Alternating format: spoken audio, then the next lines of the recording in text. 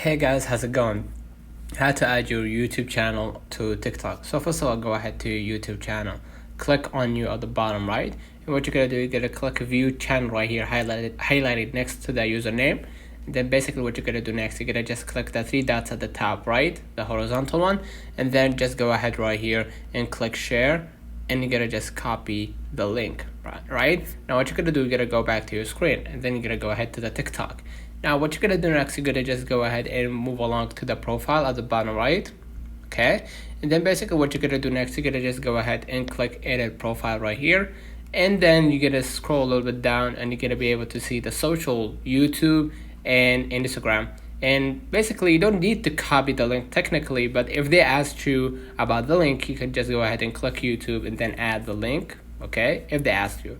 But if they didn't, you could just go ahead right here, like in Instagram, they're gonna open up a pop-up window, and then you're gonna log in with your YouTube account, and then basically log in with your YouTube account and authorize the connection between TikTok and YouTube. Now you're gonna be able to have the link highlighted right here under that bio. So let me know in the comments if this video helped you. Don't forget to like and subscribe, turn on the notification bell to receive every video we upload. Thank you for